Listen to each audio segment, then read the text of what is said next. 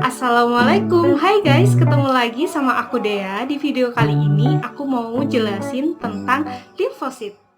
Jadi, limfosit itu merupakan sel darah putih dari leukosit yang mampu menghasilkan respon imun spesifik terhadap antigen yang berbeda-beda. Nah, limfosit sendiri merupakan leukosit mononukleus tidak bergranula yang mempunyai inti berwarna gelap serta mengandung kromatin tebal dan sitoplasma yang berwarna biru kepucatan. Nah, sebagian besar dari limfosit ini merupakan produk jaringan dari limfoid yang berperan dalam imunitas tubuh. Sendiri ini terdiri dari 3 macam, ada sel B, ada sel T, dan juga ada sel natural killer atau yang biasa kita sebut dengan NK cell.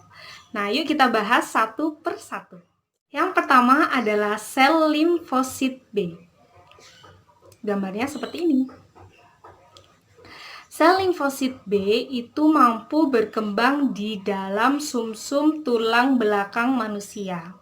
Nah, sel limfosit B ini mampu menghasilkan antibodi yang mampu menyerang sel-sel asing atau yang biasa kita kenal dengan sistem ini adalah imunitas humoral. Tugas dari limfosit B sendiri adalah menyerang patogen-patogen yang ada di luar sel atau menyerang patogen di ekstrasel. Nah, kenapa dikatakan ekstrasel? Karena seperti yang aku katakan tadi, bahwa dia menyerang bakteri, patogen, dan virus-virus itu menggunakan antibodi. Nah, antibodi itu terbentuk di dalam pembuluh darah atau cairan-cairan darah. Nah, pembuluh darah dan cairan darah ini letaknya di luar sel. Makanya, si limfosit B ini tugasnya adalah membunuh bakteri yang ada di luar sel atau di ekstrasel. Yang kedua adalah sel limfosit T. Bentuknya seperti ini. Sel limfosit T itu berkembang di dalam jaringan timus dan menyerang patogen-patogen yang ada di dalam sel. Nah, sel limfosit T ini secara langsung menyerang patogen-patogen tersebut dan memberi sinyal pada sistem imun yang lainnya untuk mempertahankan tubuh atau yang biasa kita kenal dengan imunitas seluler. Nah, sel T ini juga berfungsi untuk menstimulasi sel B untuk langsung menyerang patogen-patogen tersebut. Nah, sel limfosit T ini juga ada jenis-jenisnya. Yang pertama ada sel T sitotoksik, yang kedua adalah sel T helper, dan yang ketiga adalah sel T regulator. Untuk sel T sitotoksik ini berperan sebagai eksekutor. Kenapa dikatakan eksekutor? Karena dia mampu mengubah sel yang sudah terinfeksi oleh patogen-patogen ini menjadi lisis. Nah, dalam struktur antigen diri, dia termasuk ke dalam sel CD8. Nah, bentuknya itu proses kerjanya seperti ini. CD8 dalam mengeksekusi atau mengubah sel yang sudah terinfeksi menjadi lisis. Ini selanjutnya adalah sel T helper. Sel T helper ini berfungsi sebagai pembantu dan juga pelapor. Kenapa dikatakan pembantu dan juga pelapor? Karena ketika sel T helper ini bergandengan tangan dengan sel yang sudah terinfeksi oleh patogen, dia tidak langsung membunuh atau menghancurkan patogen tersebut, tapi mengeluarkan sitogen-sitogen baru yang berfungsi untuk memberitahukan kepada sistem imun, baik sistem imun spesifik maupun sistem imun spesifik, untuk menghancurkan patogen tersebut. Makanya dia disebut sebagai pembantu dan juga pelapor karena tidak langsung membunuh si patogen tersebut. Nah, untuk struktur antigen dirinya sendiri, dia termasuk dalam CD4.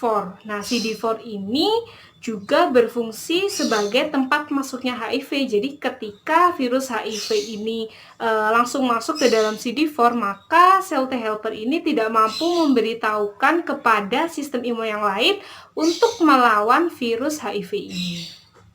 Bentuknya untuk cara kerja dari sel T helper itu seperti ini.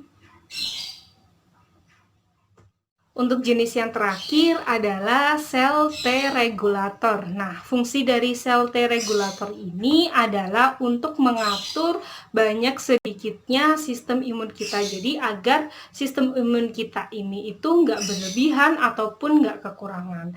Dalam struktur antigen diri sendiri, untuk sel T regulator ini termasuk ke dalam CD25 dan juga CD4. Jadi ada dua ya untuk struktur antigen diri, karena itu tadi dia mengatur sistem imun kita untuk tidak berlebihan maupun tidak kekurangan.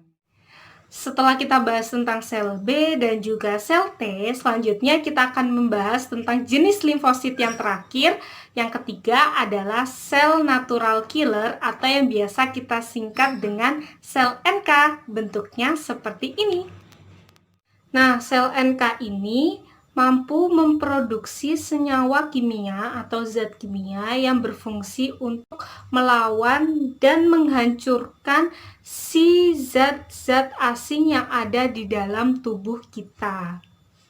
Nah, secara in vitro, sel NK ini mampu untuk membunuh sel-sel tertentu, yaitu salah satunya adalah sel tumor, dan juga dia mampu memperlihatkan bagaimana cara dia menghancurkan sel-sel tertentu agar tidak menghasilkan sel tumor. Nah, tak hanya sampai di situ, sel NK sendiri mampu untuk menghancurkan dan mampu untuk menginduksi sel yang telah terinfeksi untuk mati secara alami atau yang biasa kita kenal dengan secara apoptosis. Nah, cukup sekian penjelasan dari Dea tentang limfosit. Semoga bisa bermanfaat bagi kalian semuanya. Jangan lupa untuk like, komen, dan juga subscribe YouTube channel Kesmas A 2019 karena bakal banyak banget informasi seputar pembelajaran, seputar kesehatan, dan juga kegiatan kita yang pastinya menghibur dan bermanfaat bagi kalian semuanya. Dia pamit undur diri dulu. Wassalamualaikum warahmatullahi wabarakatuh. Dadah!